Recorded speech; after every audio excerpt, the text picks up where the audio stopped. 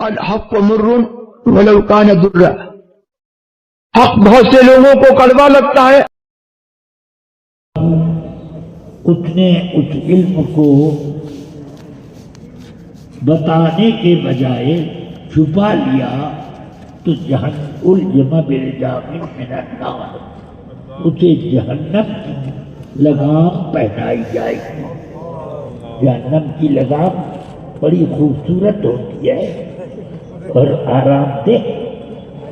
لا الہ الا اللہ میرے آقا سرور کائنات فرماتے ہیں کہ جہنم کی ایک چنگاری اگر دنیا میں آ جائے تو ساری دنیا کی آگ ٹھنڈی معلوم ہو.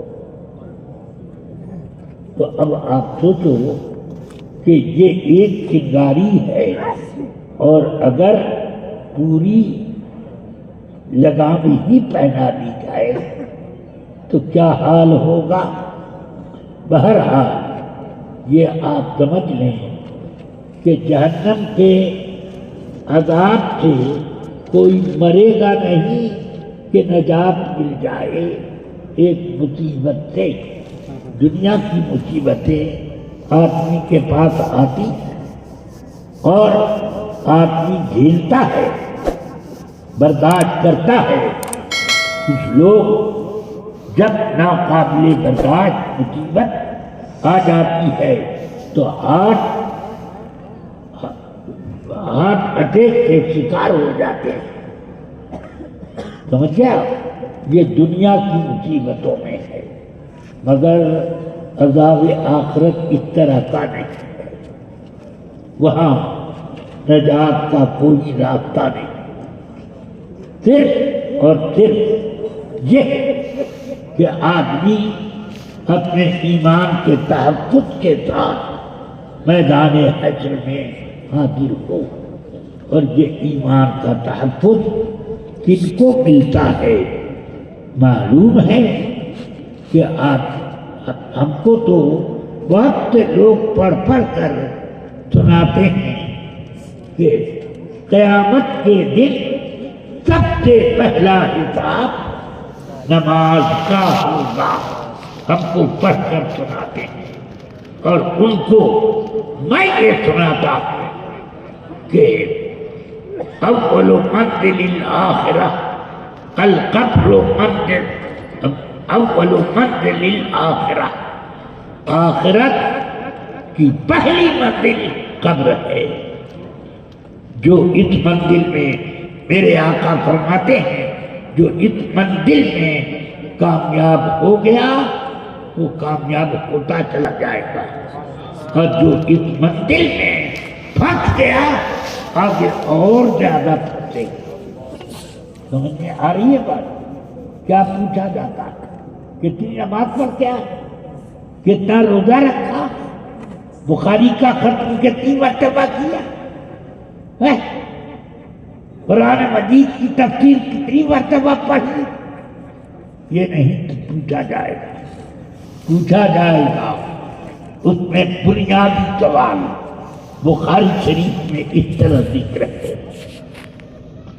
ام المؤمنین عائشہ صدیقہ رضی اللہ عنہا کی بڑی بہن اسماء بنت ابی بکر رضی اللہ عنہا وہ بیان کرتی ہیں ایک روز میں دن کو چڑھ گیا تھا. عائشہ سے ملنے دیکھا سب لوگ نیت باندھے نماز پڑھ رہے.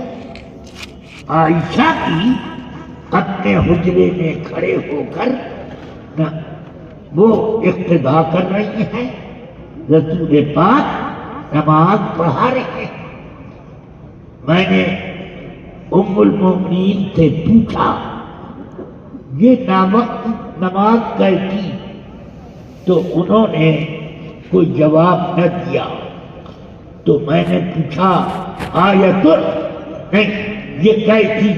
جواب جو زبان سے نہ دیا، انگلیوں سے آسمان کی طرف یعنی سورج کی طرف اشارہ کر دیا کہ گھر لگا ہوا تھا، اس کی نماز لوگ پڑھ رہے تھے۔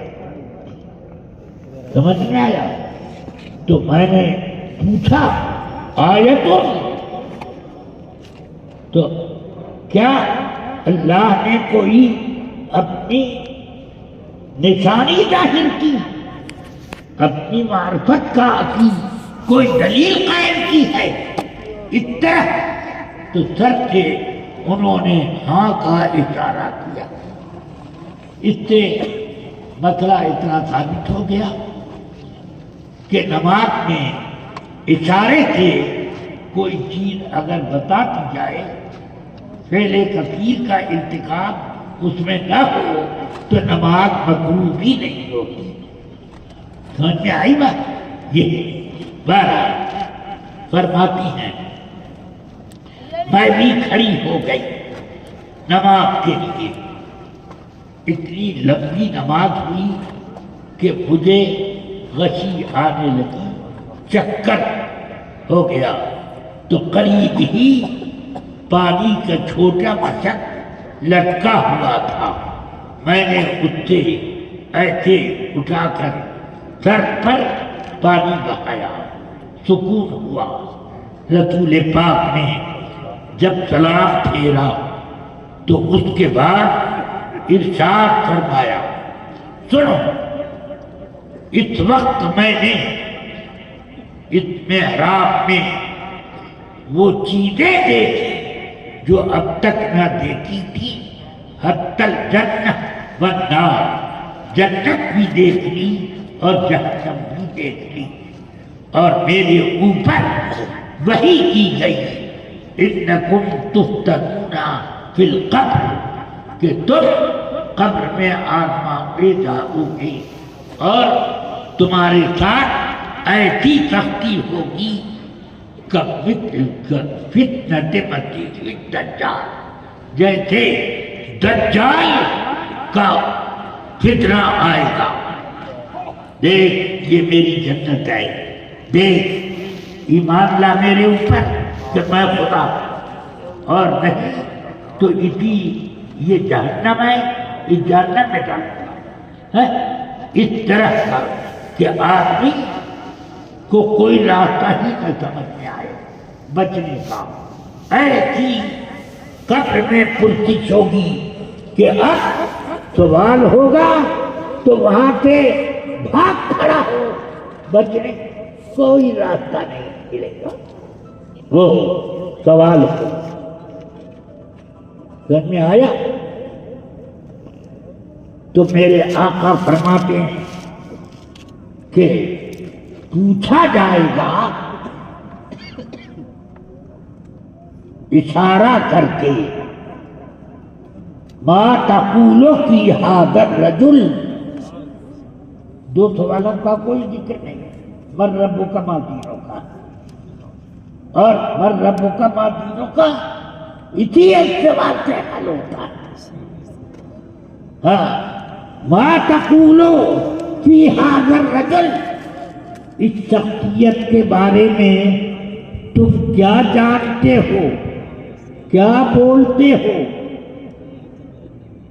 فرماتے ہیں ام المومن اب المومن، ام المومنین یہ حضرت اسماء کہتی ہیں کہ رسول پاک نے لفظ مومن کہا یا لفظ مومن، کہ مومن ہے تو وہ یہ کہے گا ہوا محمد رسول اللہ جاءنا بالبینات والہدی فآمنا به واتبعناہ، یقولہ ثلاثہ، 3 مرتبہ یہ سماتے۔ پوچھا گیا 1 مرتبہ، جواب دیا 3 مرتبہ۔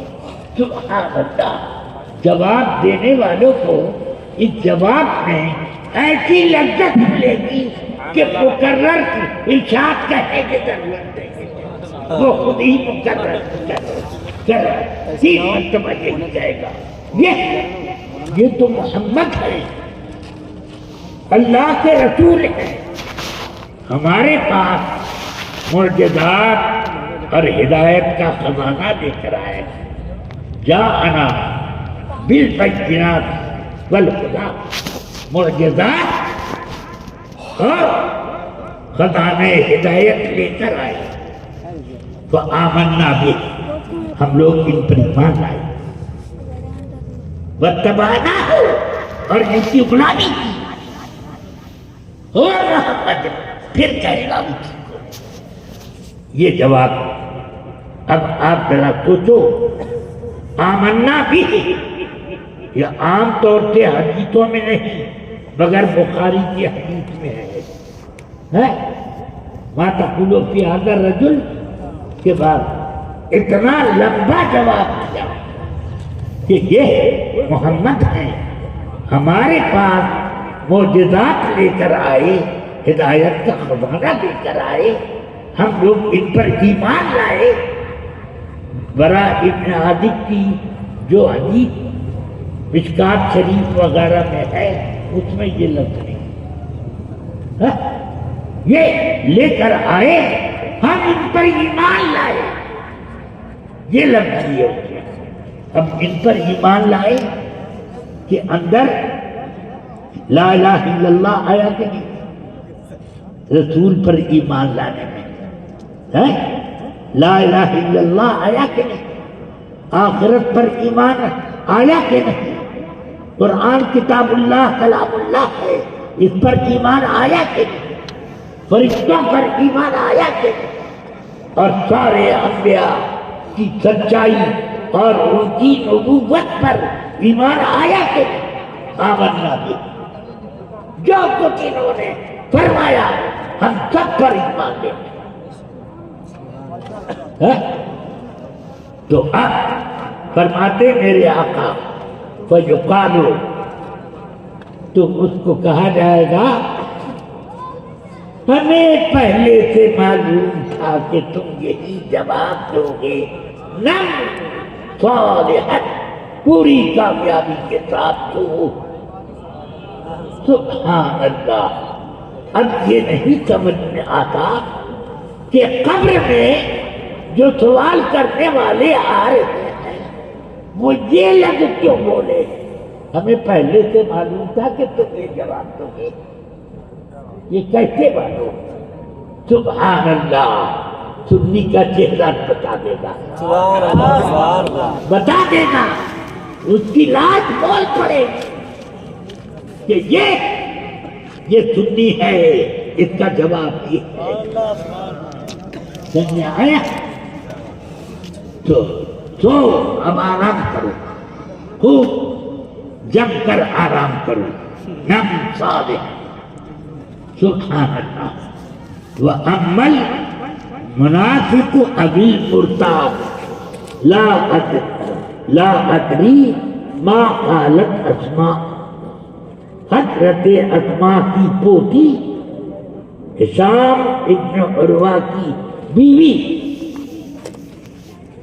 کہہ رہی ہیں کہ مجھے یہ یاد نہیں ہے کہ اسماء نے لفظ منافق کہا یا لفظ مرتاب کہا، بہرحال منافق ہے تو پٹ اس سے یہ پوچھا جائے گا تو وہ بولے گا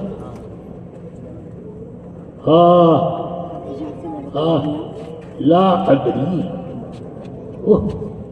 یہ تو میں سمجھ نہیں پا رہا ہوں ان کو۔ كنت سمعت الناس يقولون شيئا فقلته، کچھ لوگ ان کے بارے میں کچھ بولتے تھے، میں بھی وہی بول دیتا تھا، مگر کیا بولتے تھے اور کیا تم اس کو نقل کرتے تھے یہ سب کچھ نہیں بتا سکتے گا۔ کچھ سنتا تھا لوگوں سے، سننے لوگ یا رسول اللہ کہتے تھے، میں بھی کبھی کبھی یا نبی صلی اللہ علیہ وسلم اسی جھوٹ میں کہہ دیتا تھا، مگر یاد نہیں۔ کیوں یاد نہیں؟ قرآن پاک میں ہے یثبت اللہ يثبت الله الذين آمنوا بالقول الثابت. اللہ تعالی ایمان والوں کو ایمان پر قائم کر دے گا، جما دے گا.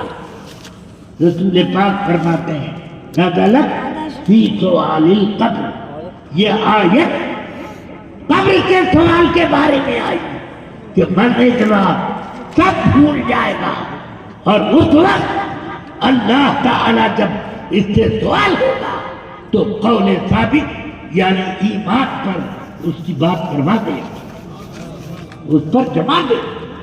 سبحان اللہ، اللہ کی مدد اسی وقت اتر آئی جیسے ہی سنی نے آقا کائنات کا دیدار کیا. اب سوچو ایک وقت میں دنیا میں کتنے لوگ قبر میں ڈھکیلے جاتے ہیں، اور ہر جگہ سوال ایک ہی انداز کا ہے. جو لوگ مرگھٹ پر جلائے جاتے ہیں ان کی بات تو الگ ہے، میں ایک قبر والی بات. اتنے لوگ اور سب جگہ میرے آقا سرور کائنات موجود ہیں. اب کیا کوئی کچھ کہہ سکتا ہے؟ چاہے یہ کہو کہ رسول پاک خود ہر جگہ جلوہ بار ہوتے ہیں، چاہے یہ کہو کہ ایسی جگہ آپ جلوہ بار ہیں کہ سب کی نگاہ، ہر طرف کی نگاہ وہاں پہنچ رہی ہے، سب ان کو دیکھ رہے ہیں، پہچان رہے ہیں. جو کہو مگر میرے آقا کا دیدار سب کو کرایا جائے گا. سمجھ میں آیا؟ صرف مجھے کو نہیں، ایک پکے وہابڑے کو بھی کرایا جائے گا. یہودیوں اور نصرانیوں کا خطبہ پڑھنے والے تہیہ کتنے کیا جائے گا؟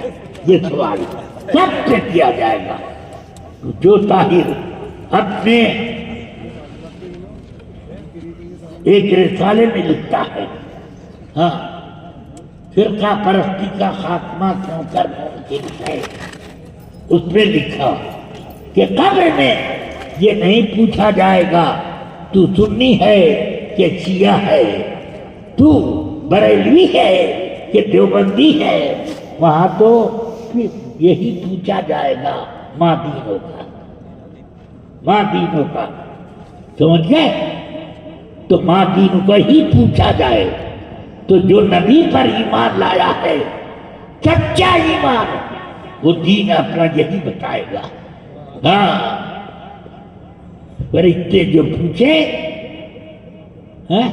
کیا سرکار مفتی اعظم نے، ہاں میرا دین و ایمان، فرشتے جو پوچھے تمہاری طرف اشارہ کروں، تمہاری طرف اشارہ کروں. سبحان اللہ. بہرحال رفیقان ملت، عزیزان گرامی، اب میں ایک بات بتاؤں جس سے مجھے ایک یقین سا ہو گیا اس بات کا کہ آقا کائنات قبر میں آتے. سمجھ میں آیا؟ میرے والد ماجد حضور صدر الشریعہ حج میں جا رہے تھے، بمبئی پہنچے، وہاں آپ کا وصال ہو گیا. بائی ٹرین آپ کا جنازہ کوٹھی تک آیا. ہمارا گھر جانا ہے گھوٹھی، اس وقت ضلع اعظم گڑھ میں پڑتا تھا. اب اعظم گڑھ سے چھین کر مئو ضلع بنا دیا گیا. سمجھ گئے؟ تو جو اب اس وقت اس گھوٹھی تک آیا. سبحان اللہ.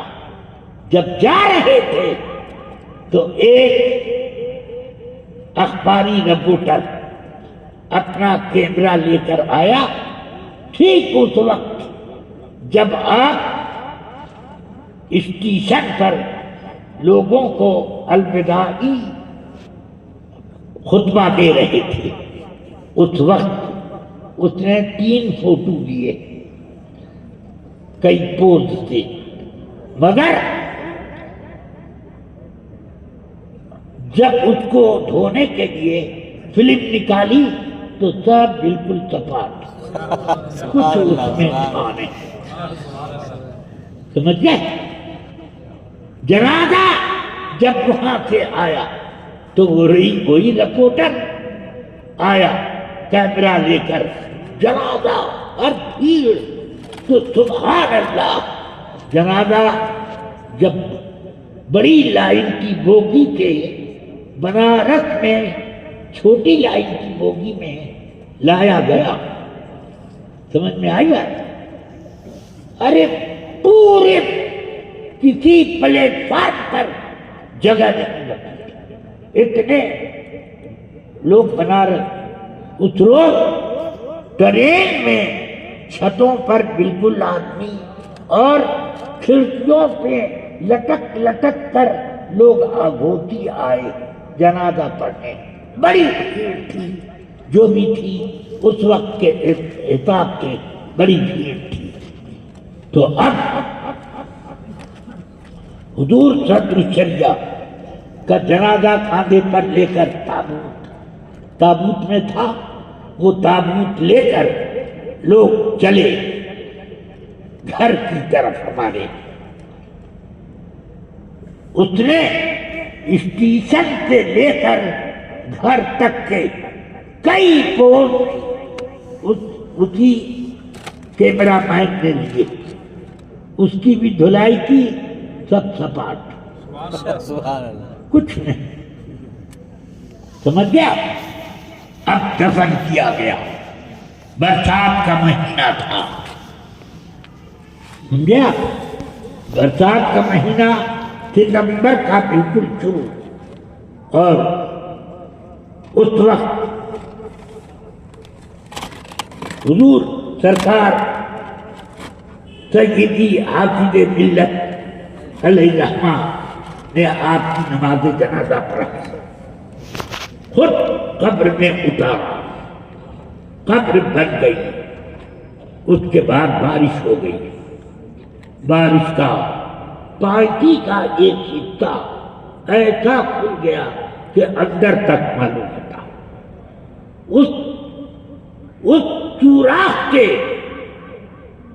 ایک دن کے بعد یہ کھلا ہوا دیکھا تو خوشبو کے بھپکے آ رہے، پورا باغ اور باغ کے ارد گرد کے سارے کھیت ایسی خوشبو سے معطر کہ جیسی خوشبو کبھی ہم نے سونگھی ہی نہیں، ایسی خوشبو۔ اب ایک دیوبندی مولوی آیا، سنا اس نے کہ خوشبو آ رہی ہے، تو وہ آیا، باغ کے کنارے پہنچا، بھپکا اس کو آیا، ارے مولوی امجد تو مرہو کے بعد کرامت دکھاوت ہے، یہی لفظ کے تھے، سمجھ میں آئی بات؟ میں سمجھتا کہ وہ خوشبو کون تھی؟ نقیرین آئے تھے، آقا کائنات کا دیدار ہوا تھا، وہی خوشبو تھی جو پھوٹ کر آ رہی تھی، سمجھ میں آئی بات؟ تو یہ مجھے سمجھ میں آتا ہے اس سے کہ اگر لوگوں کا دور سے دیدار ہوتا ہو مگر سب کو دور سے نہیں، کچھ کو آقا نواز بھی دیتے ہیں، سبحان اللہ سبحان اللہ،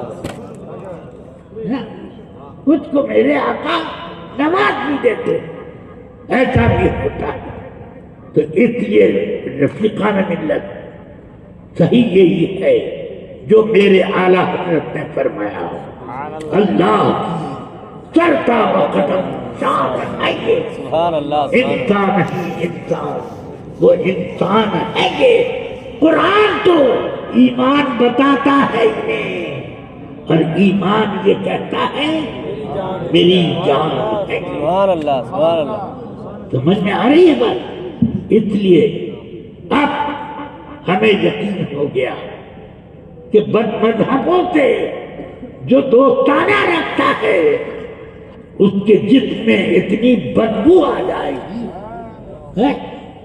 بھائی نجاست سے جتنا قریب رہو گے تو اس کا فیض پہنچے گا کہ نہیں. اور مسلمان طیب و طاہر ہے. میرے آقا فرماتے ہیں المؤمن لا ينجس. بخاری میں پڑھو حضرت ابو ہریرہ کی حدیث، بخاری مسلم میں پڑھو، ترمذی میں پڑھو، ابو داؤد میں پڑھو، ابن ماجہ میں پڑھو، نسائی میں پڑھو اور موطا میں پڑھو، پھر آپ مسند احمد ابن حنبل میں پڑھو، جہاں چاہو پڑھو. تو یہی میرے آقا کا جملہ المؤمن لا ينجس. اور جب اس روایت کو حضرت ابن عباس سے حاکم ابی عبداللہ نیشاپوری علیہ الرحمہ نے اپنی کتاب مستدرک میں نقل کیا تو اس میں یہ لفظ ہے المؤمن لا ينجس حجا ولا میتا. زندہ ہو کہ مردہ ہو مسلمان نجس نہیں ہوتا. سمجھ گئے؟ مرنے کے بعد بکرا مر گیا ناپاک، اس کو 100 مرتبہ سمندر میں ایسے ایسے دو مگر پاک نہیں ہوگا، پاک نہیں ہوگا. سمجھ میں آئی بات؟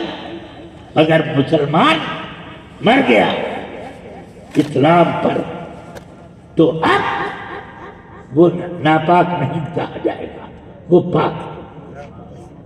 غسل اس کو ناپاکی کے لیے نہیں دیا جاتا. سمجھ گئے؟ غسل وضو کرانے کے لیے دیا جاتا. حج جو وضو ٹوٹتا ہے پورے جسم پر حج جاری ہوتا ہے. اور اب ہر حج کے بعد غسل فرض ہوتا تو بڑا مشکل تھا. اب مرنے کے بعد وہ حج آیا تو اب تو بار بار غسل نہیں کرنا ہے، اس لیے یہاں پر وضو کی جگہ غسل کرانا پڑے گا، اس کا حق ظاہر کرے گا. سمجھ میں آیا؟ اس کی تطہیر نہیں ہے، اس کی تبرتی ہے. یہ وضو کرانا ہوا. اس لیے مسلمان اپنے آپ کو پہچانے اور اپنے کو بچائے کہ میری وہ خصوصیت کوئی دوسرا نہ لوٹ کرے، لوٹ کر کے وہ اس کے کام نہیں آئے، برباد ہو جائے. ہاں، اس لیے آپ اپنے آپ کو محفوظ رکھو. میں اب وقت نہیں پا رہا ہوں، نیند کے جھونکے بھی آ رہے ہیں اور ہم نے رات کا کھانا بھی نہیں کھایا. سمجھ گیا؟ اس لیے یہ سب فرائض بھی تو ادا کرنے ہیں. ہاں، نماز پڑھ لی ہے، یہی اللہ کا بڑا احسان ہے کہ مجھ سے اس نے نماز پڑھوا لی. ہاں، میں تو کچھ نہیں کر پاتا، یہ توفیق اللہ کی. اللہ اگر توفیق نہ دے انسان کے بس کا کام نہیں. فیضان محبت عام تو ہے، عرفان محبت عام ہے. ہمیں کرنا ہے شہنشاہ وفادی رضا جوئی، وہ اپنے ہو گئے تو رحمت پروردگار اپنی.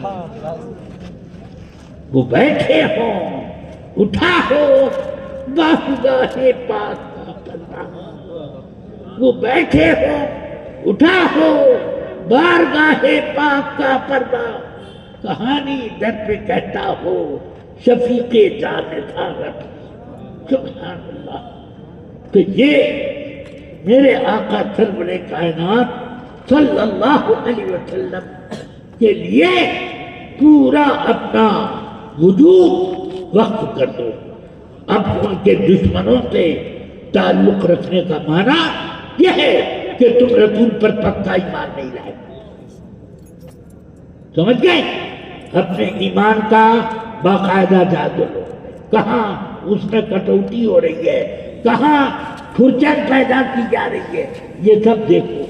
اس لیے پکا ایمان لاؤ، مضبوط ایمان لاؤ۔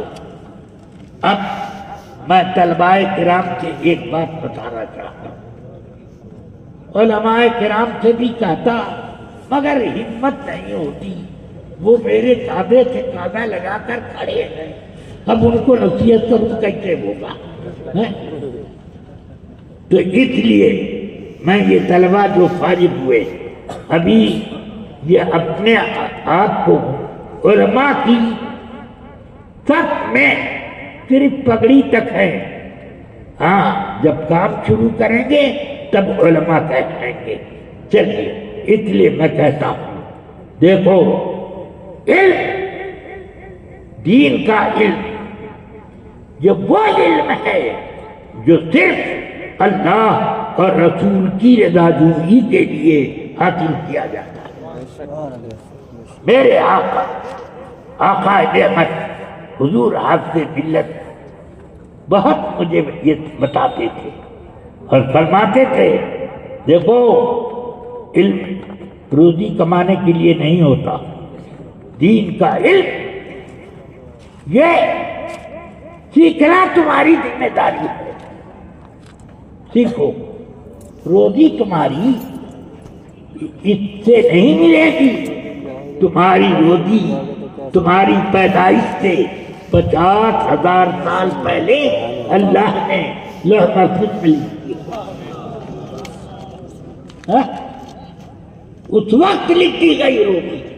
فرماتے ہیں تمہاری لالچ سے ایک دانہ بڑھے گا نہیں، بے نیازی سے ایک دانہ گھٹے گا نہیں۔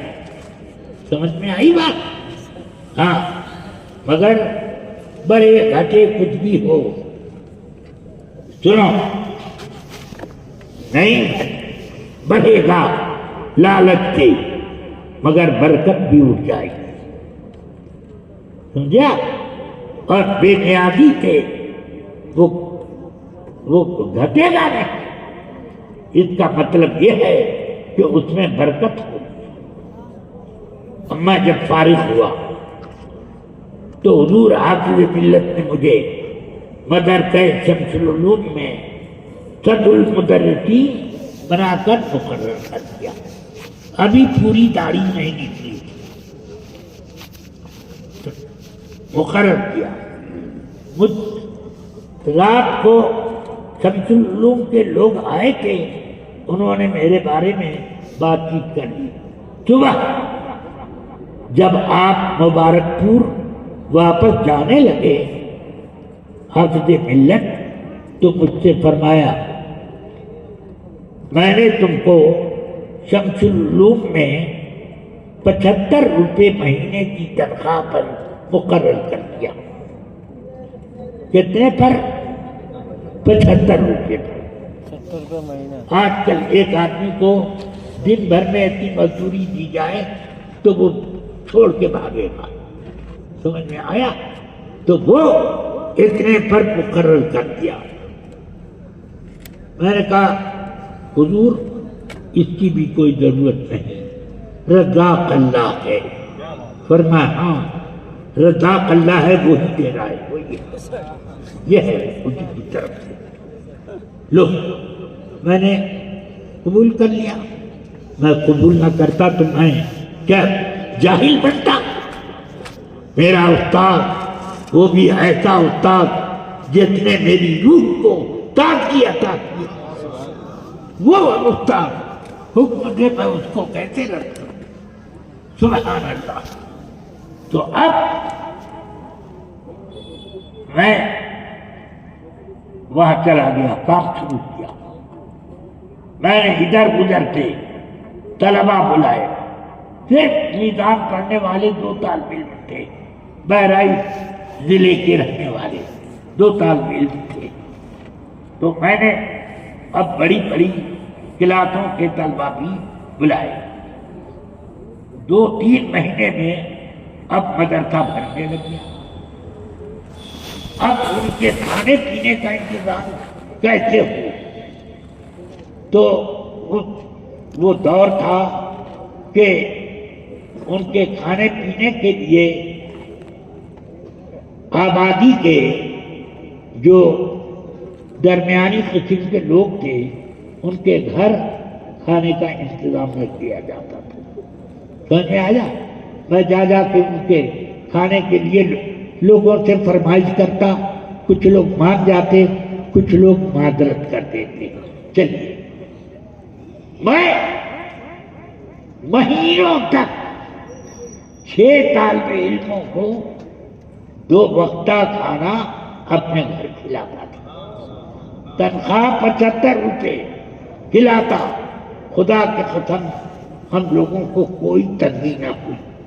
میں نے برکت کا مشاہدہ کیا کہ میں نے اس تنخواہ میں اپنا بیلنس بھی بینک میں بنانا شروع کیا۔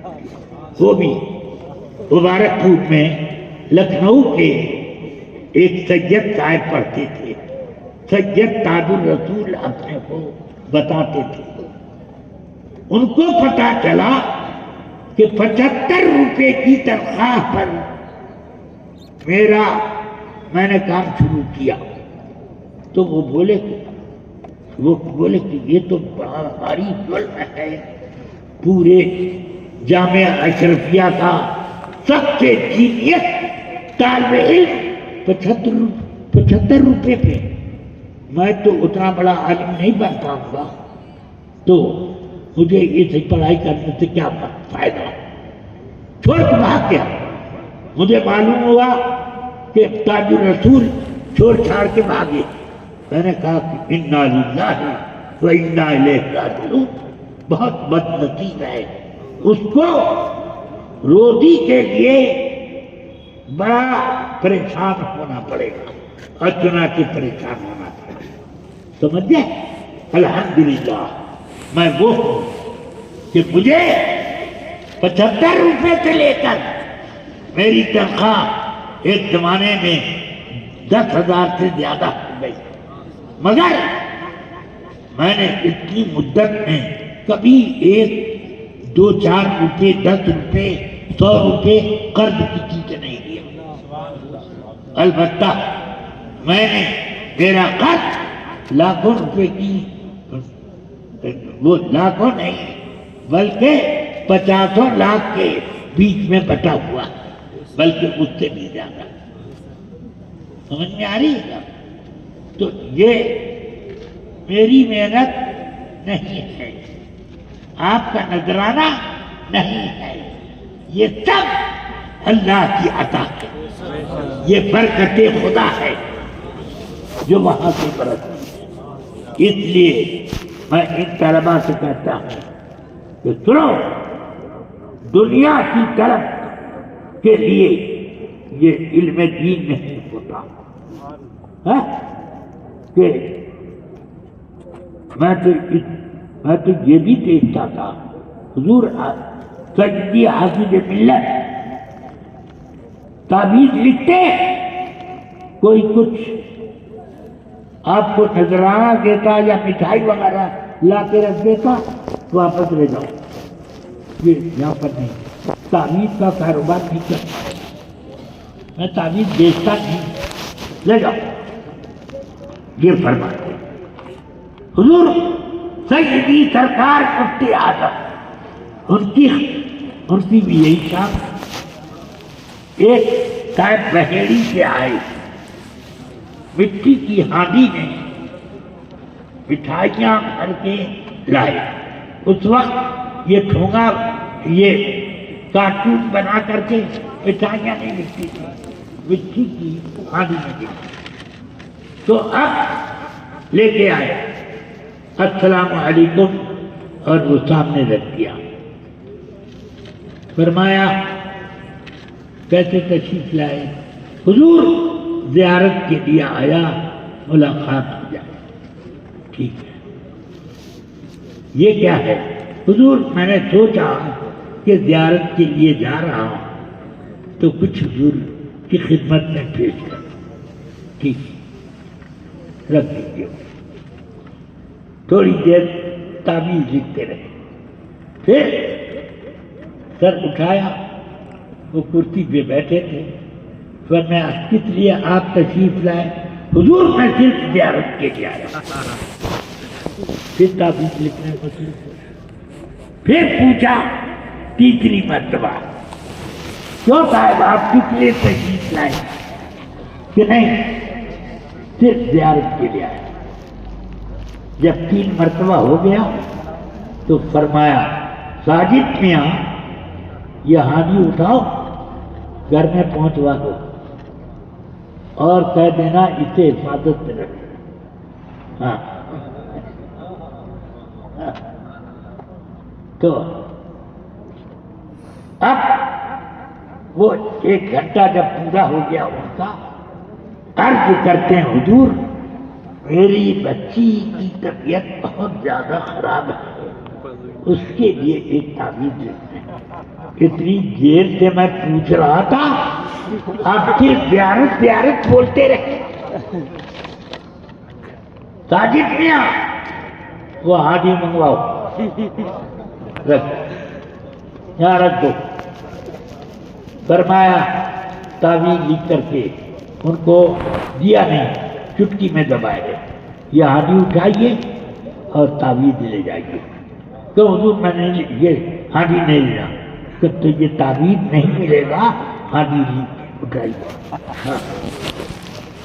تو یہ تو کیا میرے سرکار مفتی اعظم اور میرے استاد حضور حافظ ملت غریب محتاج بھیک مانگے ہو گئے؟ الحمدللہ ان کی بھیک ایسے بڑھتی تھی جیسے کہ کوئی امیر مانگتا ہو، جس کو چاہتے وہ امیر بنا دیتے تھے۔ ایک نظر ڈالی آدمی کی خدمت سے کایا کلام۔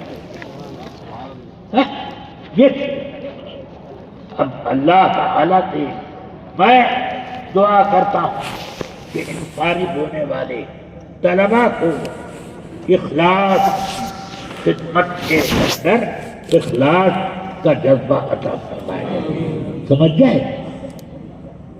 اور کوئی آدمی بڑا نذرانہ دے کر غلط کام کرانا چاہتے تو اس وقت ذرا چوکنا ہونا چاہیے۔ وہ بڑا نذرانہ جہنم میں لے جانے کا راستہ ہوگا، وہی ٹکٹ ہوگا۔ اس لیے ایسا ٹکٹ کتنا ہی قیمتی ٹکٹ ہو وہ ہرگز نہ لیں۔ سمجھ میں آیا؟ ہاں، اللہ تعالیٰ نے ہم لوگوں کو ذمہ داری دی۔ اللہ خیر فرمائے۔ میں آپ سب حضرات سے یہ عرض کرتا ہوں کہ کچھ لوگ کہتے ہیں کہ دیوبندیوں سے ہماری تجارت چلتی ہے، اس لیے ان کو چائے یا شادی کی دعوت وغیرہ کو یہ حرج نہیں پڑتا۔ میں نے کہا کہ ان سے کاروبار ہی کیوں کرتے ہو؟ اس کاروبار سے بہتر ہے کہ آدمی بھیک مانگے۔ وہ کاروبار برکت نہیں دے گا، ایمان لوٹے گا، سمجھ گئے؟ اور نہیں تو کم سے کم 1-8 ہفتے کے لیے جہنم میں لے جائے گا۔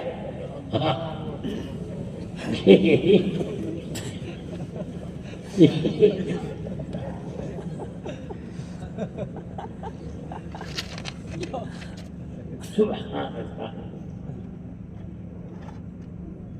ہاں معاملہ جائز نہیں ہے، یہ فقہ کتابوں میں لکھا علامت کے فتوے پڑھ لیجیے، ہاں تو معلوم ہوگا۔ چلیے تو اب اخیر میں ایک مسلم شریف کی، بلکہ بخاری میں بھی ہے، وہ حدیث سنا دوں۔ بخاری شریف میں بھی ہے، ایک جگہ نہیں کئی ایک جگہ۔ آقا کائنات صلی اللہ علیہ وسلم فرماتے ہیں میں اس شخص کو بھی پہچانتا ہوں جو سب سے بعد میں جہنم سے نکالا جائے اور سب سے اخیر میں جنت میں پہنچایا جائے۔ اس کا مطلب ہوا کہ اس سے پہلے بہت سے جہنم میں گئے ہوئے گناہگار جنت میں پہنچائے جائیں گے، مگر سب سے آخری یہ ہوگا اللہ تعالی اس کو نکال کر جہنم کے کنارے، بالکل کنارے اس طرح کھڑا کر دے گا کہ وہ جہنم کی طرف، پیٹھ دوسری طرف،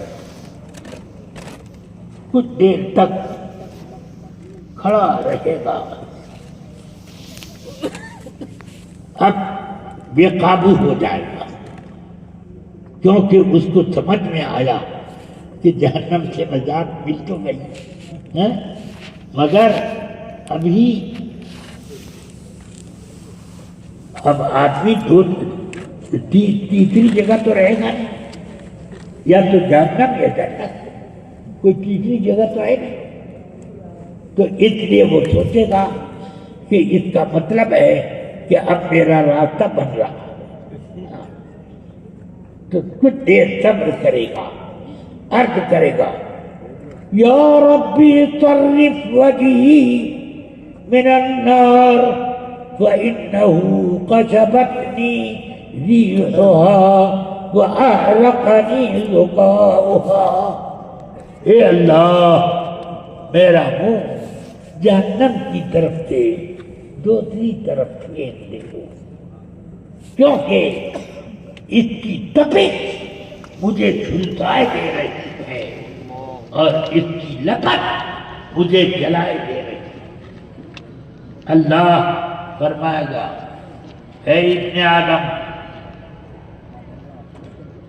اگر تیری یہ خواہش پوری کر دے تو دوسری خواہش لے کے کھڑا ہو جائے گا،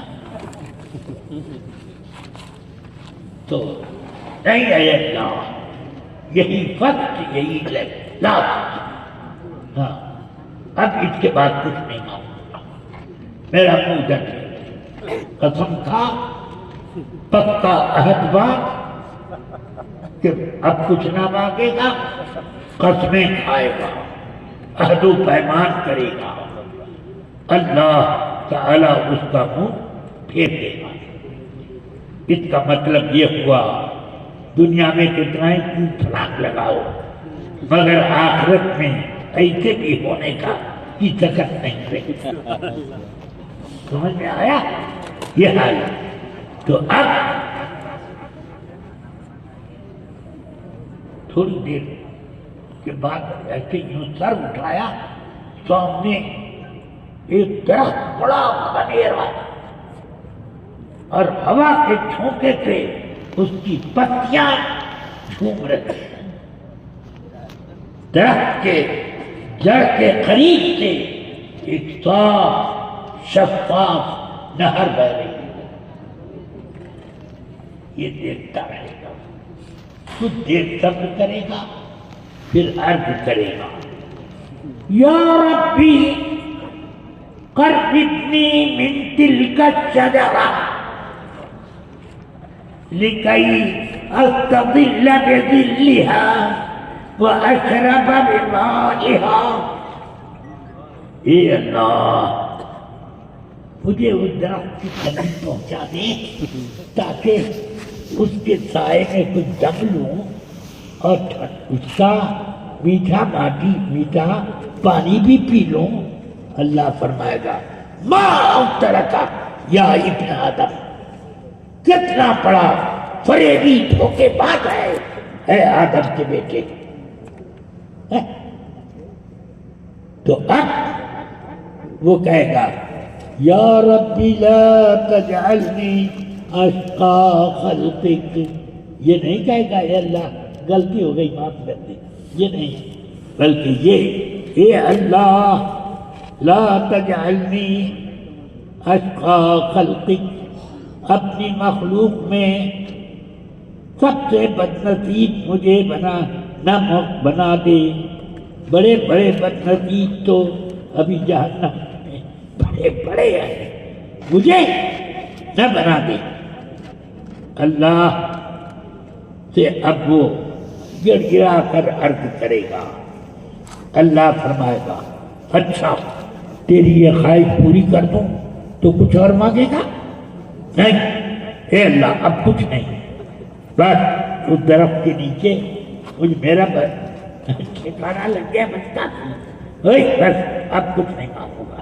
یہ کیا قسم کھا کہ اب کچھ نہیں مانگوں گا، قسم کھا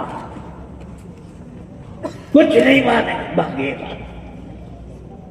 آدو پیمان کر خوب قسمیں کھائے گا. اللہ فرمایا چلا گیا، مزہ آیا، خوب ٹھنڈی ٹھنڈی ہوا، ٹھنڈا ٹھنڈا پانی، پھر مزہ آ گیا.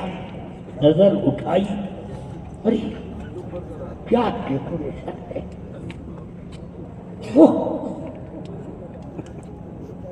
ایسی سجاوٹ ہے، جنت کا فاتح یہ نظر باہر سے ایسا تو اندر کیا ہوگا. اب یہ سوچ رہا، تھوڑی دیر صبر کرے گا، کہے گا یا ربی قربنی من باب الجنہ. اے اللہ جنت کے دروازے کے قریب پہنچا دے، میں اس کی خوشبو تو سونگھ لوں، اندر جھانک تو لوں کہ کیسا ہے منظر. اے اللہ مجھے پہنچا دے. اللہ پھر وہی فرمائے گا کتنا بڑا غدار ہے تو. تو اب وہ کہے گا اے اللہ لا اکون اشقا خلقک، میں تیری مخلوق میں سب سے بدنصیب نہیں ہوں، مجھے اے اللہ کرم فرما دے. اچھا ٹھیک ہے، قسم کھا کے اب کچھ نہیں مانگے گا. پھر قسمیں عہد و پیمان کرے گا. اللہ اس کو جنت کے پھاٹک کے قریب پہنچا دے گا. اب اندر سے لوگوں کی چڑیوں کی آوازیں اور خوشیوں کا منظر کچھ نظر آئے گا، خوشبو کے پھپکے آ رہے ہوں گے.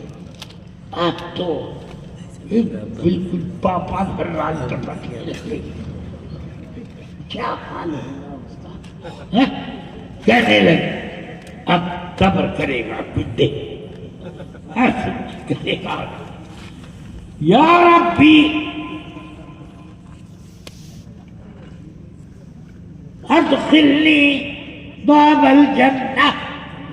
اے اللہ جنت کے دروازے میں مجھے داخلہ دے دے، میں دیکھ تو لوں کہ کیسے کیسے محلات ہیں.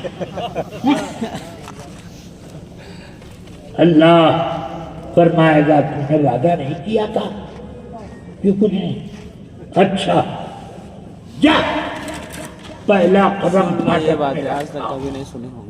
اللہ فرمائے گا یہ باتیں آج تک کبھی نہیں سنی ہوں گے. مانگ کیا مانگتا ہے. واہ واہ.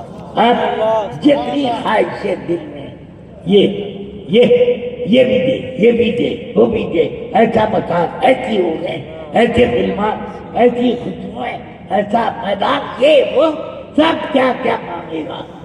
سب مانگ چکے گا تو اللہ فرمائے گا فلاں چیز کیوں نہیں مانگتا. فلاں چیز کیوں نہیں مانگتا؟ اور اب اللہ یاد دلائے گا جب اس کے حساب سے سب پورا ہو جائے گا تو اللہ فرمائے گا ذالک لک وعشرۃ امثالہ معک، جا یہ سب دیا اور 10 گنا اور لے جا۔ سبحان اللہ سبحان اللہ۔ پا جائے گا، سب جنت میں پہنچے گا۔ جنت میں پہنچ کر اب وہ اعلان شروع کر دے گا چیخ چیخ کر، اعطانی ربی ما لم یعط احدا من العالمین، میرے رب نے مجھ کو تو اتنا دیا ہے کہ پوری کائنات میں کسی کو اتنا نہیں دیا۔ یہ چلا چلا کے اعلان کرے گا۔ میرے آقا فرماتے ہیں ذالک ادنی اہل الجنت منزلہ، یہ سب سے نچلے درجے کا جنتی ہے جو یہ کہے گا۔ اور ایک وہ بھی ہے کہ جنت کا ہر فاٹک پکارتا ہوگا ابو بکر ادھر آؤ ادھر آؤ ادھر آؤ۔ ایک کو قدم قدم پر روکا جا رہا ہے، قسمیں کھلوائی جا رہی ہیں، اور ایک کو ہر ایک قسم دے رہا ہے کہ ادھر آؤ واللہ ادھر آؤ واللہ ادھر آؤ۔ سبحان اللہ، یہ اس طرح سے مراتب ہوتے ہیں۔ اللہ تعالی اپنے محبوب کے سچے غلاموں میں ہم کو بھی رکھے۔ یا رب، ہماری عمریں تیری معصیت میں گزر گئی، کریمہ کرم کن رحیمہ رحم۔ یا رب تو کریمی و رسول تو کریم، سب شکر کے ہستے میانے جو کریم۔ وصلی اللہ تعالی علی النبی الکریم وآلہ وصحبہ اجمعین۔ اچھا، اب یہ اخیر میں ایک میرے پاس امانت ہے، جو امانت مجھے سرکار حفظ ملت نے بھی عطا کی بغیر طلب کیے، اور وہ امانت مجھے آقا نعمت سیدی و مرشدی سرکار مفتی اعظم نے بھی عطا فرمائی بے طلب۔ وہ امانت سرکار حضرات نے خلافت عطا فرمائی۔ حافظ ملت نے حضور صدر الشریعہ کے مزار پر لے جا کر فرمایا حضور گواہ ہو جائیے کہ جو خلافتیں جس طرح آپ نے مجھ کو عطا کی وہ میں آپ کے فرزند ضیاء المصطفیٰ کو دیتا ہوں۔ حضور سیدی و مرشدی آقا نعمت سرکار مفتی اعظم نے ایک کاغذ پر لکھا، وہ اور لکھتے ہوئے میرا نام الولد الاکرم، تو یہ اس طرح سے مجھ کو عطا فرمایا۔ میں اس امانت کو حضرت مولانا محمد شمس الدین صاحب کو پیش کرتا ہوں، مگر شرط یہی ہے، خوب غور سے آپ سب سن لیں، شرط یہی ہے کہ مسلک اعلیٰ حضرت کی خدمت کبھی نہ بھولے، اس سے انحراف تو بڑی بات ہے، اگر اس میں ذرا بھی مخالفت کی بو آئی تو خلافت خود بخود سوخت ہو جائے گی۔ اللہ تبارک و تعالیٰ سے دعا کرتا ہوں کہ آپ کو اللہ اپنی نعمتوں سے نوازے اور سرکار سیدنا اعلی حضرت اور میرے درمیان جو ایک واسطہ سرکار مفتی اعظم کا ہے وہ خلافت، اور میرے اور نوری میاں علیہ الرحمہ کے درمیان ایک واسطہ ہے، وہ خلافت بھی میں آپ کو عطا کروں۔ اللہ تعالیٰ مبارک ہو، آپ کو مبارک ہو یا رسول اللہ، زندہ باد، زندہ باد۔